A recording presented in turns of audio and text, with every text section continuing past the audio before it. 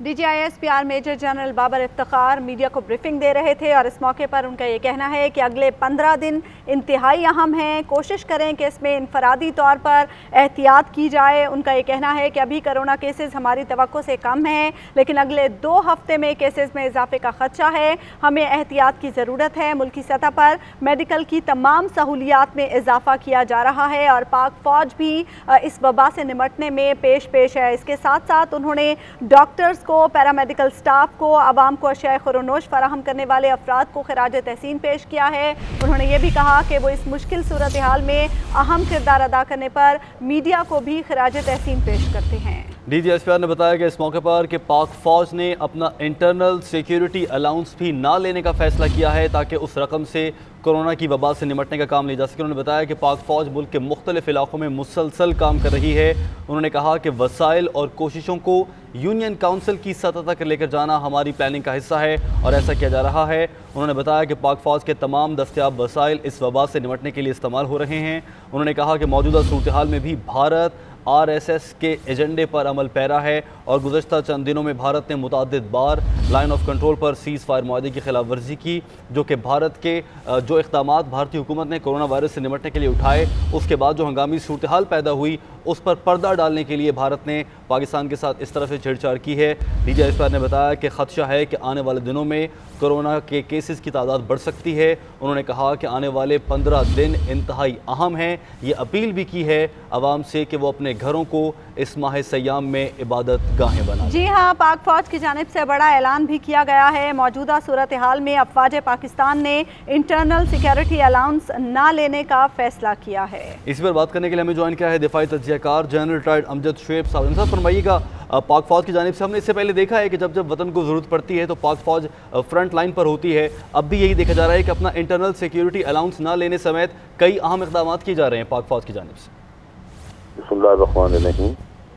देखिए, ये एक तो अपनी तनख्वाहों में से कटौती का ऐलान किया था पहले, और वो इस मुश्किल घड़ी में अपने उन गरीब भाइयों के लिए जो कि जिनके मसाइल हैं उनकी मदद के लिए वो डोनेशन दिया था। और जितनी देर ये फ़ौज पाकिस्तान सिविल हुकूमत की मदद के लिए अपनी बैरक से बाहर रहती हैं, उसका भी एक अलाउंस उनको मिलता है जो अच्छा खासा होता है। बहरहाल ये भी फैसला हो गया कि वो अलाउंस भी वो नहीं लेंगे और वो अलाउंस की जितनी रकम जमा होगी, जो कि करोड़ों में होगी, वो भी इस फंड में चली जाएगी। तो ये तो मैं समझता हूँ एक आप भी और सब हम देख रहे हैं कि अफवाज पाकिस्तान का एक जज्बा, हुब्बुल वतनी और अपने भाइयों की मुश्किल वक्त में उनके साथ खड़े होने का जज्बा, ये आया है।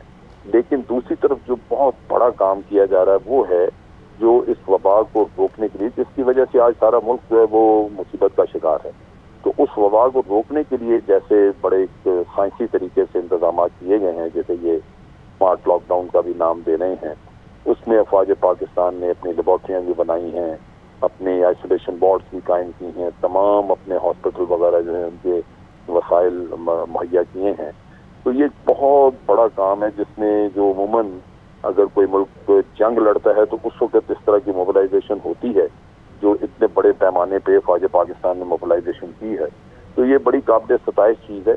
बहरहाल अल्लाह करे कि ये कोशिशें बाराबर हों, कामयाब हों और रब्बुल आलमीन हमें इस मुश्किल वक्त से निकाले। उन्होंने साथ साथ इन खदशात का भी इजहार किया है कि अगले 15 दिन बहुत अहम हैं। तवक्को की जा रही है, ये खदशा जाहिर किया जा रहा है कि अगले 2 हफ्तों में केसेस की तादाद में बहुत ज़्यादा इजाफा भी हो सकता है। तो उस सूरत हाल में फिर हंगामी तौर पर क्या इकदाम मज़ीद किए जाएंगे पाक फ़ौज की जानिब से, आप क्या समझते हैं? देखिए, बात यह है कि रोज़ाना की बुनियाद पर हमारी कैपेबिलिटी बढ़ रही है। जैसे DGISPR ने बताया कि टेस्ट करने की कैपेबिलिटी भी रोज़ाना हम बढ़ा रहे हैं। इसी तरह जब टेस्ट बढ़ेंगे तो ज़्यादा से ज़्यादा लोगों को पता चलेगा कि किन किन को है, तो तादाद बढ़ेगी। उस तादाद के मुताबिक इलाज मुआवजा करवाने के लिए आपको जरूरत होगी। तो आपने ये भी सुना कि उन्होंने बताया कि हम अपने जो वार्ड्स हैं, अपने हॉस्पिटल्स हैं, उनके ज़राए भी मुख्तस कर रहे हैं ताकि इलाज मुआवजे की भी सहूलत जो है वो मैसर आ सके। और इसके साथ साथ ये है कि जैसे जैसे लोग सेहतयाब होंगे वो तो निकलते जाएंगे और जगह आपके पास मिलती जाएंगी तो वो नए मरीजों को रखने के लिए। लेकिन इम्पॉर्टेंट चीज़ ये है कि ये लगातार वसाइल जो हैं ये बढ़ते जा रहे हैं और अगर मरीजों की तादाद बढ़ेगी तो इस बात का हमें एहसास है कि हमें उसके मुताबिक अपने ज़राए को भी अपने बिला शुबा में ऐसे करना होगा। अमजद साहब, ये फरमाइएगा कि इस मौके पर उन्होंने ये भी कहा कि जो भारत की जानिब से सरहद पर छेड़छाड़ जारी है इन दिनों में, बिलखुसूस इस वक्त पर, उसको भी उन्होंने एड्रेस किया है। ये कितना ज़रूरी था आपके ख्याल से? ये बहुत ज़रूरी है। एक्चुअली उसमें जो सबसे इम्पोर्टेंट चीज़ है वो ये है कि भारत का रवैया जो एक वहाँ पे मुसलमानों के खिलाफ और कश्मीरियों के खिलाफ वो कर रहे हैं, वो पहले ही इस दुश्मनी का एक माहौल उन्होंने पैदा किया है जहाँ मुसलमानों की जिंदगियाँ वहाँ बर्बाद होकर रह गई हैं, और इसी तरह कश्मीरियों की। उसमें बहुत सारा इल्ज़ाम पाकिस्तान पे लगाते हैं। एक तो कहते हैं जी कश्मीर में पाकिस्तानी जो है वो इन्फिल्ट्रेट करते हैं, वहाँ पे दरअंदाजी होती है, जबकि दरअंदाजी का कोई तरीका ही नहीं। वहाँ पे 3 लेयर्स में तो उन्होंने फेंस लगाई हुई है, और दरअंदाज पहुँच जाएगा यहाँ पे, यहाँ खुद। और फिर ये कहा जी नेपाल के रास्ते लोग आके पाकिस्तानी जो है वो वहाँ वबा फैला रहे हैं। और जहाँ भाई झोंपड़ियों के अंबार हैं जिस मुल्क में, जहाँ एक एक झोंपड़ी में 20-20 लोग रहते हैं, वहाँ पाकिस्तान को क्या जरूरत है किसी को भेजने की? और ये इतना शर्मनाक काम कि आप बीमारी के वक्त में अपने मुल्क की बीमारी संभालने के बजाय दूसरे के मुल्क में फैलाएंगे, हो भी नहीं सकता। एक आदमी चले जाए, 2 चले जाए, वहाँ पे तो 1.5 अरब की आबादी है, वहाँ पे पाकिस्तान से भेजने की जरूरत है किसी को? तो ये चीजें भी बताने की जरूरत, क्योंकि वो इंटरनेशनल लेवल पे पाकिस्तान को बदनाम करने का कोई मौका छोड़ते नहीं जी। तो इसलिए ये बड़ा जरूरी था। मैं तो तवक्को कर रहा था कि फौरन कोई हो सकता है DGISPR ट्वीट करे, लेकिन उन्होंने बहरहाल एक प्रेस कॉन्फ्रेंस करके तो पूरी तरह वजाहत कर दी। भारत का शर्मनाक रवैया दुनिया को बताना चाहिए, बहुत जरूरी है। और हमने देखा है कि इस बार ये बात आली मंजर पर उजागर हो रही है, भारत जो मुसलमानों के साथ इस मौके पर कर रहा है। अमजद साहब साथ ही रहिएगा, हमें ब्रिगेडियर गजनफर अली साहब ने भी ज्वाइन किया, उनसे बात कर लेते हैं। साहब फरमाइएगा, DGISPR ने यह कहा है कि 15 दिन बहुत अहम हो सकते हैं। इससे पहले डॉक्टर्स ने यह कहा, फिर वर्ल्ड हेल्थ ऑर्गेनाइजेशन ने यही बात की, आज DGISPR भी यही कह रहे हैं। ऐसा लग रहा है कि बहुत बड़ा खतरा सर पर मंडला रहा है। खतरा तो मंडला रहा है ना, जब आप ये कहते हैं कि आपके यहाँ दुनिया ये अगर आप यूनाइटेड स्टेट्स की स्पोक्स वुमन का कल परसों का बयान पढ़ें जो उन्होंने कहा, तो उन्होंने यही कहा कि आने वाले दिनों में अमेरिका के अंदर भी बहुत मई और क्या अपना मिडल में और जून के शुरू में बहुत ज्यादा स्पाइक होगी केसेस की। और पाकिस्तान के अंदर जो रिपोर्ट्स आ रही है उसमें 66% रिपोर्ट ये हो रही है कि ये जो डिजीज है ये लोकली ट्रांसमिटेड है। अब इसके ऊपर रियलाइजेशन करना और इसके ऊपर बताना, मेरे ख्याल चूंकि फौज एक बड़ा अहम काम कर रही है, जिसके अंदर न सिर्फ ये कि अपना आप सड़कों पे खड़े होकर ड्यूटीज दे रहे हैं, बल्कि जो डॉक्टर्स हैं और जो नेशनल कमांड सेंटर है और जो नर्सेज हैं और जो हॉस्पिटल्स हैं और जितने इक्विपमेंट की सप्लाई है, उसके अंदर आर्मी का बड़ा एक लीड रोल है।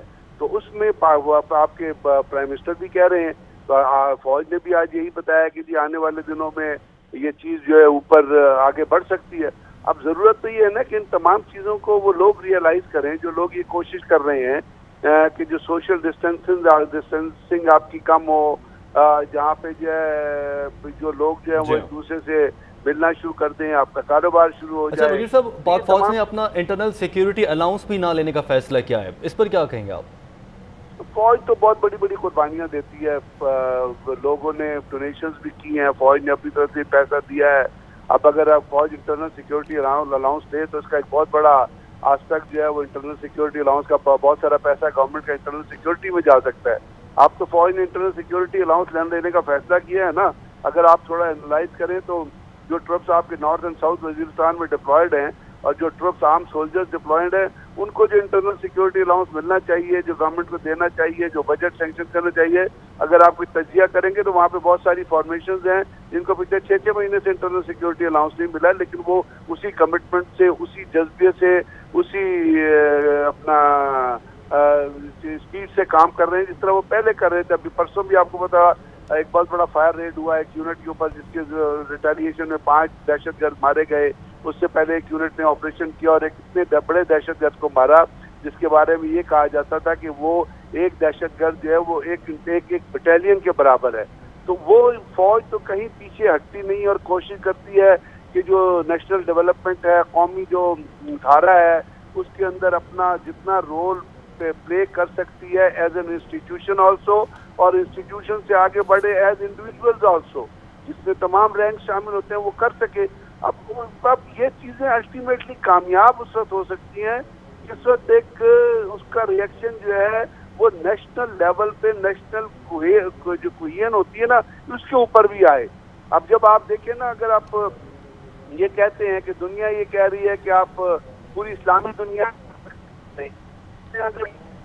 शुरू हो जाए और उसमें आप किस तरह की वो चीजें जो है वो इस तरह हो कि आप एक दूसरे से दूर रह सके, तो ये तमाम लोगों को रियलाइज करना होगा।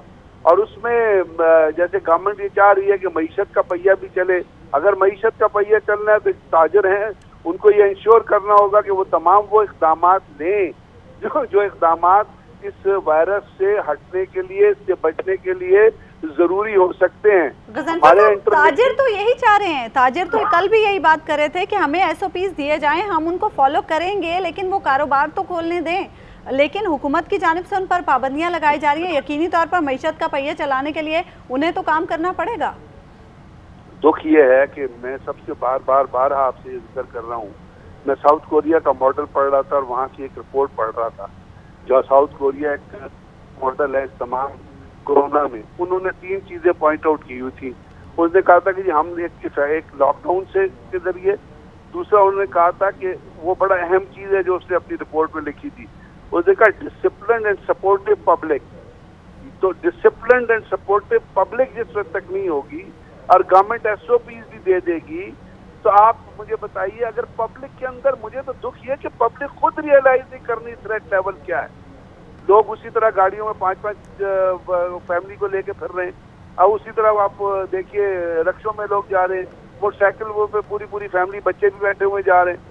तो जब कुछ चीजें तो हुकूमत की जिम्मेदारी के साथ साथ कुछ चीजें तो पब्लिक की तो जिम्मेदारी बन जाती है ना। आपके चैनल पे जाएं तो बाहर लोग वो सैनिटाइजर लेके खड़े होते हैं, आप जो लोग बाहर खड़े होते हैं उन्होंने मुंह पे मास्क पहने हुए होते हैं।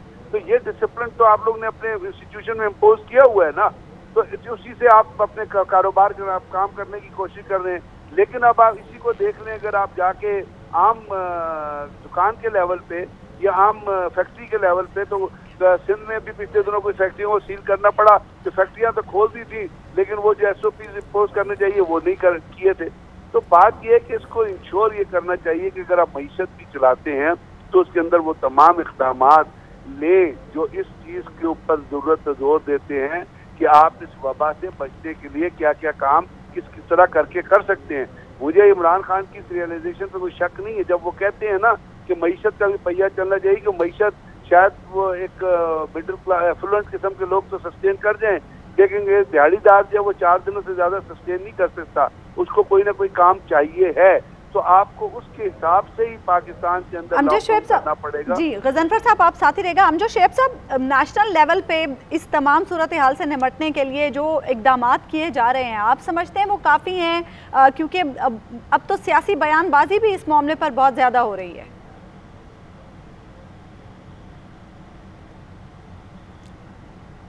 अमजद शुएब साहब आप साथ मौजूद हैं? जी गजनफर साहब, यही क्वेश्चन मेरा आपसे है। नहीं, ये चीजें नहीं हो रही ना। अगर नेशनल रिस्पांस आएगा तो वो जो इंस्टीट्यूशनल रिस्पांस है वो नेशनल रिस्पांस आपस में फिर बराबर हो जाएगा। अब असल में ये है कि इंस्टीट्यूशनल रिस्पांस तो आ रहा है, अस्पताल रिस्पॉन्ड कर रहे हैं। कल डॉक्टरों ने प्रेस कॉन्फ्रेंस की, उन्होंने क्या कहा? डॉक्टरों ने कहा कि जी अगर आपने मतलब एहतियात ना, तो हमारे पास तो अस्पताल भर चुके हैं, ICUs भी भर चुकी हैं। तो जब तक नेशनल रिस्पांस जो है वो रियलाइजेशन से आता है, एजुकेशन से आता है, और उसके जरिए आपको बार बार लोगों को अप्राइज करना पड़ता है किसी चीज से।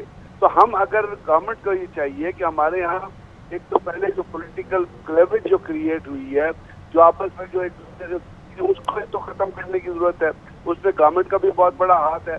मुझे तो कल आप यकीन करें प्राइम मिनिस्टर का ये भी रिमार्क अच्छा नहीं रखा जो उनके स्टेटस का नहीं था, जब उन्होंने अपोजिशन के बारे में जो रिमार्क उनसे सवाल किया गया तो जो उन्होंने दिया, इस तरह तो कोहियन क्रिएट नहीं होगी। इस तरह तो पार्टी बटी रहेंगी, लोग मुख्तलिफ पार्टियों में बटे रहेंगे। लोग बयानात की हद तक तो बगीर साहब सभी कहते हैं कि हम साथ खड़े हैं, मगर सियासी बयानात इशारों में या किसी न किसी जरिए से दे दिया जाता है। ये फरमाइएगा कि DGISPR ने ये कहा है कि मीडिया का किरदार काबिल सताइश है, उलमा के किरदार की भी तारीफ की है। आपके ख्याल से उलमा के किरदार पर इस वक्त क्या देखते हैं आप, क्या तवक्कुआत हो सकती हैं उनसे? ब्रिगेडियर गजनफर अली से भी हमारा राब्ता मुनक़ता हुआ है। आपको बताएं कि DGISPR की जानिब से मीडिया ब्रीफिंग दी गई है और इस मौके पर उन्होंने ये बड़ा ऐलान किया है कि अफवाज पाकिस्तान ने इंटरनल सिक्योरिटी अलाउंस ना लेने का फ़ैसला किया है। इसके साथ साथ उन्होंने ये भी बताया है कि पाकिस्तान आर्मी मुसलसल इस वबा के ख़िलाफ़ काम कर रही है। 5 टेस्टिंग लैब्स इस हवाले से काम कर रही हैं। इसके साथ साथ उन्होंने ये भी कहा कि अभी कोरोना केसेस हमारी तवक्को से कम हैं, लेकिन अगले 2 हफ्ते में इन केसेस में इजाफे का खदशा जाहिर किया जा रहा है। जैसे कि इससे पहले आलमी इदारा सेहत भी इस खदशे का इज़हार कर चुका है। इस मौके पर DGISPR का ये कहना था कि हमें एहतियात की ज़रूरत है, क्योंकि इनफरादी तौर पर ही एहतियात करके हम इस वायरस से बच सकते हैं। अगले 15 दिन इंतहाई अहम हैं। उन्होंने लोगों से ये कहा है कि इस माह मुक़द्दस में अपनी इबादत को घरों पर ही सरअंजाम दें और अपने आप को हर मुमकिन तौर पर इस वायरस से महफूज रखने के लिए कोशिश करें। तर्जुमान पाक फौज की जानिब से ये भी बताया गया है कि भारत ने 850 बार सीज़ फायर मुआहदे की लाइन ऑफ कंट्रोल पर खिलाफ वर्जी की है। भारत ने जानबूझकर LOC पर आबादियों को निशाना बनाया और सीज़ फायर की खिलाफ वर्जियों में भारी आर्टिलरी का भी इस्तेमाल किया गया है। भारतीय फौजी क़यादत के हालिया बयान अंदरूनी नाकामियों पर मायूसी जाहिर करते हैं और इस तरह के हथकंडे दरअसल अपने दाखिली मामलात जहाँ पर वो मुसलमानों पर मुसलसल जुल्म ढाए जा रहे हैं, एक पेंडेमिक वबा को लेकर भी भारत इसमें तासुब का शिकार है, जहाँ पर हिंदू और मुसलमानों को अलग से ट्रीट किया जा रहा है। उस पर कहा गया है कि भारत दरअसल इसे छुपाना चाहता है। यही वजह है कि वो मुसलसल LOC की खिलाफ वर्जियाँ कर रहा है। इसी पर हम बात करेंगे। सीनियर सहाफ़ी इमरान याकूब साहब हमारे साथ लाइन पर मौजूद हैं। इमरान साहब, पाक फ़ौज की जानिब से बड़ा ऐलान किया गया है, इंटरनल सिक्योरिटी अलाउंस ना लेने का फ़ैसला किया गया है, क्या कमेंट करेंगे आप? बिस्मिल्लाहिर्रहमानिर्रहीम। उज़मा देखें, जब भी कभी इस मुल्क पे कोई कड़ा वक्त आया, कोई मुश्किल हालात आए हैं, तो पाक फ़ौज ने हमेशा आगे बढ़ के ना सिर्फ ये कि अपना किरदार अदा की, बल्कि उसमें हर तरह से कौम की खिदमत भी की है। तो अब इस वक्त कोरोना की जो सूरत हाल है उसमें भी देख लें, फौज अपना किरदार भी अदा कर रही है। और ये जब फौज ने देखा है कि पाकिस्तान को भी तमाम पूरी दुनिया की तरह इस मईशत को भी ज़रूरत है, तो उन्होंने इस पे ये ऐलान किया और उसकी जितनी तारीफ की जाए उतनी कम है। भी बड़ा एक वाकई एक बड़ा ऐलान है। फौज तो अपना किरदार अदा करिए, क्या हमारे सियासतदान भी अपना किरदार अदा करें? देखिए, सियासतदानों का जो किरदार है ना, वो आप सबके सामने है। असल में हमारे यहाँ अलमिया ये है कि सियासतदान कभी भी अपने आप से बाहर नहीं निकलते। इन 70 सालों में अगर आप देखें तो पीपल्स पार्टी, मुस्लिम लीग, PTI, ये सब एक दूसरे पे इल्जाम तराशी के अलावा जो है ना, आपको कभी भी एक मुत्तहिद होके काम करते हुए नजर नहीं आते। जब तक ये हमारे सियासतदान कौमी दायरे में आगे तो एक इस को पहली प्रायोरिटी इस मुल्क और कौम को नहीं देंगे, अपने आपसी इख्तलाफात बुलाएंगे नहीं, उस वक्त तक वो रिजल्ट उनकी तरफ से नहीं आ सकता। और इमरान साहब, आपको लगता है कि ऐसा कभी होता हम देख सकेंगे? जी जरूर, बिल्कुल मायूस नहीं होना चाहिए। हमारा दीन, हमारा मजहब भी मायूसी को जो है ना सिर्फ मना करता है बल्कि कुफर का दर्जा देता है। मायूसी करना जो है वो सख्ती से मना है। हमें भी मायूस नहीं होना। जी, उम्मीद पर तो दुनिया कायम है इमरान साहब। नहीं, एक बड़ा पोटेंशियल है उसमें, आप फिक्र ना करें। इंशाल्लाह ना सिर्फ ये कि हमारी कौम दुनिया की नंबर 1 कौम बनेगी, बल्कि मैं तो ज़ाती तौर पर समझता हूँ कि ये जो है ब्लेसिंग इन डिस्गाइज है। और आप देखेंगे कि ये जो हालात बनने जा रहे हैं, इसमें हमारे सियासतदान भी अपना पॉजिटिव रोल अदा करेंगे, जो वो वक्तन फक्तन करते भी हैं। आपको याद होगा जब APS का वाकया हुआ था तो ये सब इकट्ठे हो गए थे, तो अब भी ये हो जाएंगे और कोई ऐसी बात नहीं है। और हम सब मिल के लड़ेंगे और दुनिया में बड़ी तब्दीलियां होने जा रही हैं। आप देखेंगे उसमें अब ये कोरोना के बाद एक नई दुनिया होगी। अल्लाह करे। बिल्कुल ऐसे। इमरान साहब साथ ही रहिएगा, हमें सीनियर तज्ज़ियाकार रुस्तम शाह मेमन साहब ने भी ज्वाइन कर, उनसे बात कर लेते हैं। रुस्तम साहब, फरमाइएगा कि जिस तरह से DGISPR ने बताया कि पाक फ़ौज ने अपना इंटरनल सिक्योरिटी अलाउंस ना लेने का फ़ैसला किया, इससे पहले पाक फ़ौज के अफसरान और जवानों की तनख्वाहें भी कुछ रोज़ की इस वबा से निपटने के लिए जो फ़ंड है उसमें दी गई थी, क्या फरमाएंगे आप इस पर? देखिए, ये एक काबिल तक़लीद मिसाल है और डिपार्टमेंट्स के लिए और सेक्टर्स के लिए और जितने शोबे हैं ज़िंदगी के उनके लिए कि ये एक नेशनल इमरजेंसी है। एक सारी आलम में, सारी दुनिया में ये वायरस जो है उसकी वजह से सिस्टम्स कोलैप्स हो रहे हैं, इकॉनमीज लोगों की ख़राब हो रही हैं, बेरोज़गारी बढ़ती जा रही है। और इसके बाद कोई नया दौर आएगा जिसमें शायद के कुछ और वैल्यूज़ होंगी, कुछ और नाम्स होंगे। तो ऐसे मौके पे ऐसी कुर्बानी देना ये और लोगों के लिए एक मिसाल है। सब मिलकर ऐसे करेंगे, कुछ न कुछ हर एक आदमी अपनी बिसात के मुताबिक इसमें हिस्सा डालेगा तो फिर ये कश्ती जो है ये पार हो जाएगी। मैं समझता हूँ कि ये वक्त मायूसी फैलाने का नहीं है, ये वक्त इसलिए है कि हम उम्मीद के रोशन जो है वो मायूसी से बचते हुए हमें होश के नाखून भी लेना होंगे। जैसे कि हमने देखा है कि पहले पाकिस्तान भर के डॉक्टर्स ने कहा कि बहुत बड़ा खतरा है, आने वाले दिन खतरनाक हो सकते हैं। वर्ल्ड हेल्थ ऑर्गेनाइजेशन यही बात कह रहा है, आज डीजी इस्पार ने भी कहा। आपको लगता है कि वफाकी हुकूमत को या मुल्की इंतजामियों को इस बात का इदराक भी है और इक़दाम उसी के मुताबिक हो रहे हैं? देखिए, मैं समझता हूँ कि वफाकी हुकूमत कुछ तज़ब्ज़ुब का शिकार है। कभी वो कहते हैं कि लॉकडाउन जो है वो इंडेफिनेटली नहीं रह सकता, कभी वो कहते हैं कि अगर लॉकडाउन लिफ्ट हो गया तो और मजीद मुसीबत बन जाएगी। उनको एक वाज़े, कभी वो कहते हैं कि ये ब्रूटल लॉकडाउन नहीं है बल्कि अब स्मार्ट लॉकडाउन की तरफ बढ़ रहे हैं। इसका लगता ये है कि कोई वाज़े उनके पास कोई स्ट्रेटजी नहीं है कि क्या किया जाए, किस तरह किया जाए, मरहलावार किया जाए। मैं समझता हूँ कि इस पे डॉक्टरों की राय भी लेनी चाहिए, बाकी जो ताजर वगैरह हैं उनको भी उनकी राय लेनी चाहिए, जो दुकानदार हैं उनकी राय लेनी चाहिए, जो ज़मींदार हैं उनकी राय लेनी चाहिए, और उसके बाद एक फैसला हो, एक लाए अमल हो, एक स्ट्रेटजी हो कि किस तरफ हम बढ़ रहे हैं, कैसे बढ़ रहे हैं, किन किन शोबों को किन किन हालात में खोला जाएगा, किन किन मार्केट्स को कहाँ कहाँ के हालात खोला, ताकि लोगों को कुछ इत्मीनान हासिल हो। क्योंकि ये तो जी शाह साहब आप साथ ही रहेगा। ब्रिगेडियर रिटायर्ड महमूद शाह साहब ने भी हमें ज्वाइन किया है। महमूद शाह साहब, फौज ने इंटरनल सिक्योरिटी अलाउंस ना लेने का फैसला किया है। इसके साथ साथ हम ये भी देख रहे हैं कि पाक अफवाज जो हैं वो इस वबा के ख़िलाफ़ फ्रंट लाइन पर लड़ रही हैं, मुख्तलिफ महाजों पर काम भी कर रही हैं। इसके साथ साथ भारतीय जारहियत भी दूसरी जानिब जारी है, उसका भी मुकाबला किया जा रहा है। क्या समझते हैं आप, नेशनल सतह पर जो इक़दामात हुकूमत की जानिब से किए जा रहे हैं क्या वो भी काफ़ी हैं? जी मैं समझता हूँ कि एक जो फौज ने ऐलान किया है कि जो इंटरनल सिक्योरिटी का अलाउंस है जो सब फौजियों को, अफसरों को और जवानों को मिलता है जब वो ये ड्यूटी करते हैं, तो उन्होंने बड़ी कुर्बानी दी है कि उन्होंने ये कहा है कि वो ये अलाउंस नहीं लेंगे। मेरे ख्याल में ये थोड़ा सा सिपाहियों के ऊपर थोड़ी सी ज्यादती है, लेकिन फिर भी एक कुर्बानी है और मेरे ख्याल में फौज कुर्बानी देती रही है और देती रहेगी, और ये एक बहुत बड़ा स्टेप है।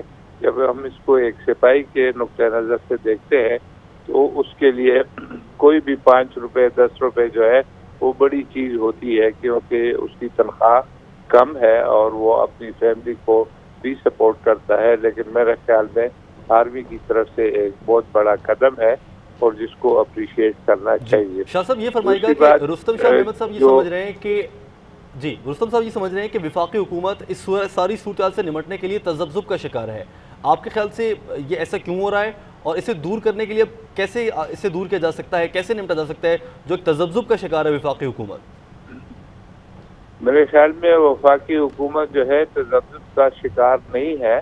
इस मसले का हल जो है ये दरमियान वाला रास्ता है कि लोगों को रोकना भी है लेकिन जोर से नहीं रोकना। ये वही लॉकडाउन नहीं है जो किसी वक्त law and order point of view से किया जाता है। ये एक इंसानी मसला है और इसका हल जो है अमेरिका के पास भी नहीं है। वहाँ पर भी यही बहस और यही डिस्कशन ट्रंप और उसकी इंतजामिया और जो अपोजिशन है उनके दरमियान मुसलसल चलती रहती है, आजकल भी चलती रहती है। वो कहते हैं कि कारोबार को ओपन करना चाहिए, और दूसरी तरफ कारोबार को ओपन करने से जो सोशल डिस्टेंसिंग है वो मेंटेन नहीं किया जाता। तो इसका रास्ता ये दरमियान वाला रास्ता है जो मरकजी हुकूमत कर रही है। इसके ऊपर ना लोगों के ऊपर ज्यादती करनी चाहिए और ना इनको बिल्कुल खुला छोड़ा जा सकता है कि वहाँ पर ये सोशल डिस्टेंसिंग है, ये जो बीमारी को फैलने से रोकने के लिए इंतजामात है उसको स्लो डाउन किया जा सकता है। तो मेरे ख्याल में ये जो तज़ब्ज़ुब नज़र आ रहा है यही तज़ब्ज़ुब ही इसका हल है। ठीक है महमूद शाह साहब, आप साथ ही रहेगा। एंकर पर्सन इमरान खान भी हमारे साथ मौजूद हैं। इमरान, आप समझते हैं फौज तो अपनी तौर पर पूरी कोशिशें कर रही है, इंटरनल सिक्योरिटी अलाउंस ना लेने का भी फैसला किया गया है, लेकिन जो हुकूमती सतह पर कोशिशें हो रही हैं वो काफ़ी हैं। अभी महमूद शाह साहब ये बात कर रहे थे कि दरमियानी रास्ता हमें अपनाना हो गया, क्या हम उस दरमियानी रास्ते को अपना पाएंगे? वो हमारी मजबूरी है, ये बात ठीक कर रहे हैं। आप किसी एक एक्सट्रीम पे नहीं जा सकते, आप पूरे पाकिस्तान को खोल नहीं सकते। आप खोलेंगे तो उसके असरात आपके बड़े हौलनाक भी हो सकते हैं। आप पूरे पाकिस्तान को बंद नहीं कर सकते, वो आपकी कैपेसिटी नहीं है, आपके लोगों की कैपेसिटी नहीं है, आपके सूबों की और इंतजामिया की कैपेसिटी नहीं है, ना आपके पास इतनी इकोनॉमी आपकी तगड़ी है। देखें, यहाँ एक बात समझने की है, पाक फौज ने ये एक तो पहली दफ़ा नहीं किया, वो हर दफ़ा ही हर किस्म की मुसीबत में वो आके खड़े हो जाते हैं फ्रंट लाइन पे, और हमेशा उन्होंने हमारा साथ दिया पाकिस्तानियों का। पाकिस्तान की फौज है, हमेशा साथ देगी भी, उनके पास भी दूसरा ऑप्शन नहीं होता। ये मुल्क है तो वो हैं, और वो हैं, उनसे ये मुल्क है, और ये हम लोग मिलकर ही मुकाबला करते हैं। इस तरह वो हमेशा जैसे अव्वल दस्ते के तौर पे होते हैं, वो आज भी हैं। मैं एक और चीज़ यहाँ थोड़ा सा हाईलाइट करना चाहता हूँ। देखें, हमें कुछ गलत फहमियाँ हैं बतौर कौम। एक ये बात फैलाई जा रही है जानबूझ के कि कोरोना हम पे इफेक्ट नहीं करता, हमारा कोई इम्यून सिस्टम बेहतर है, या हमने कोई ऐसी वैक्सीनेशन लगाई हुई है माजी में, या यहाँ पे कुछ मेडिकेशन इस तरह की हुई है माजी में जिसकी वजह से ये खित्ता महफूज रहेगा। इसके जोग्राफियाई और मौसमी हालात ऐसे हैं जिनकी वजह से हम बच जाएंगे। यही सारी बातें आज से ठीक 1.5 महीना पहले अमेरिकन करते थे कि हम सुपर पावर हैं, हमारा हेल्थ का सिस्टम बहुत अच्छा है, हमारे लोग बहुत बड़े कद के और ताकतवर लोग हैं, हमारे स्पोर्ट्समैन पूरी दुनिया में जीतते हैं, ओलंपिक की सबसे बड़ी जीतने वाली फोर्स हम हैं, हमारे पास इम्यून सिस्टम बहुत बेहतर है, तो हमारे लोग अच्छी ग़िज़ा खाते हैं, इसलिए अमेरिकन को ये वबा इफेक्ट नहीं करेगी। 1.5 महीने पहले वो भी कहते थे। अमेरिका में याद रखिएगा पहला केस आया था 20 जनवरी को, और पाकिस्तान में पहला केस आया है 26 फरवरी को। हमारा और उनका जो है वो 36 दिन का फर्क है। अमेरिका को मार पड़ना शुरू हुई या उनके हालात खराब हुए 20 मार्च के बाद, यानी जब उनको 60 दिन मुकम्मल हो गए, तो 60 दिन के बाद जो अगले 10 से 15 दिन थे उसके अंदर अमेरिका की एकदम तबाही शुरू हुई और बहुत बड़े पैमाने पर हलाकतें हुई और केसेस रिपोर्ट हुए। यही खदशा जाहिर किया जा रहा है कि अगले 15 दिन बड़े इंपॉर्टेंट हैं।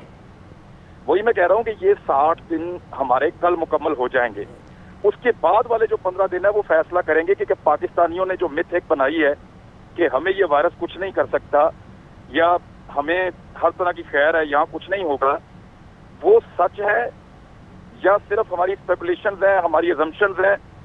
हमें ये देखने के लिए, इसको परखने के लिए अगले 15 दिन इंतजार करना पड़ेगा।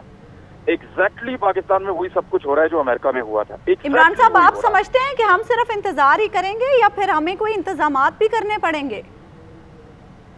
हम कर सकते थे वो उतना ही कर सकते हैं, इससे ज्यादा नहीं कर सकते। इसके बाद तो भूख है और कुछ भी नहीं है। पैसे इमरान साहब, इमरान याकूब साहब, आप साथ मौजूद हैं?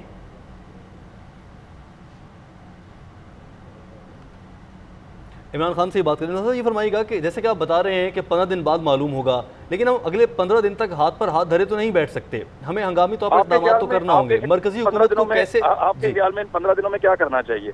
मुल्क के ऊपर कर्जा चढ़ा हुआ है, खजाने में पैसे है नहीं, हेल्थ का इक्विपमेंट है नहीं, प्रॉपर ट्रेनिंग है नहीं, हमारे पास पैसे भी नहीं है कि दुनिया से हम चीजें खरीद लें। अब इतनी जल्दी तो वेंटिलेटर के सारी दुनिया ने ऑर्डर दिए हुए हैं चाइना को, इसके बावजूद वो थोड़े बहुत हमें दे रहा है।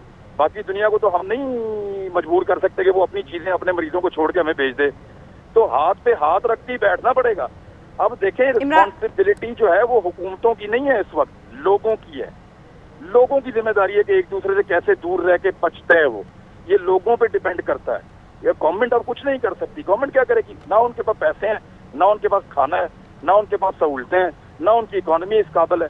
वो क्या कर सकते हैं? आप मुझे बताएं, आपकी जेब में पैसे नहीं है और आपके बच्चे कहते हैं कि अगर अच्छा सा घर भी बना दें, उसके अंदर हमें ये भी बना दें, झूले भी लगा दें, हमें जो है वो खाना भी 3 टाइम का ये वाला चाहिए, तो मुझे बताएं आप क्या करेंगे? ठीक है इमरान खान साहब, आपके वक्त का बहुत शुक्रिया। सूरत हाल मुश्किल है, मगर यकीनन ऐसे में मायूस या फिर नाउम्मीद होकर बैठ जाना मजीद खतरनाक साबित हो सकता है। एक तूफान अपनी शिद्दत और वक्त बताकर आगे बढ़ रहा है और सबको एहसास भी हो चुका है। अब इक़दामात की ज़रूरत है। मुख्तलिफ तज्ज़ियाकारों ने हमारा साथ दिया, आप सभी का बहुत शुक्रिया।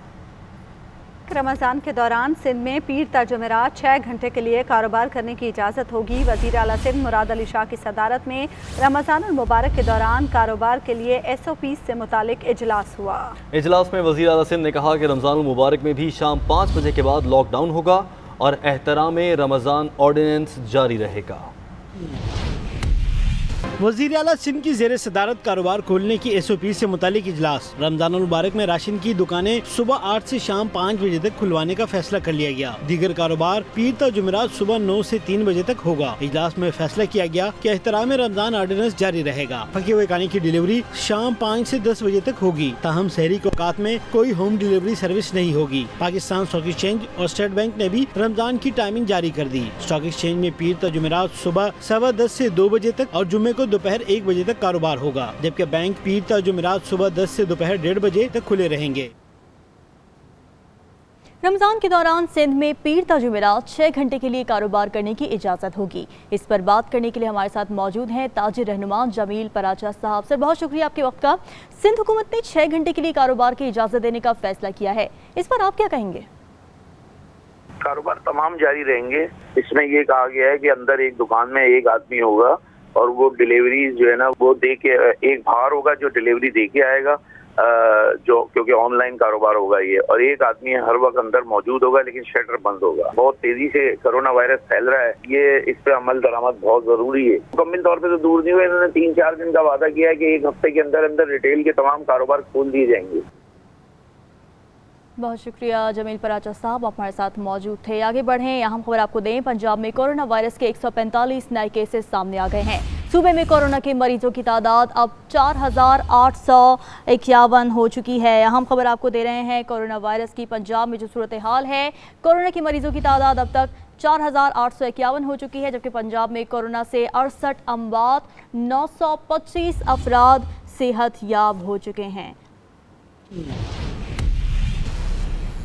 जाते जाते ये पैगाम की कोरोना से बचाव की जंग में GNN और मरहम साथ। अगर आपको कोरोना से मुतालिक किसी किस्म के अलामात ज़ाहिर हों या कोरोना से मुतालिक कोई भी मशवरा और रहनुमाई दरकार हो तो अपने मोबाइल पर अभी मरहम ऐप डाउनलोड करें और एक क्लिक के जरिए तजुर्बेकार डॉक्टर से मुकम्मल रहनुमाई हासिल करें। एक ब्रेक के बाद वापस आएंगे हेडलाइंस के साथ। देखते रहिए GNN, क्योंकि GNN जानता है।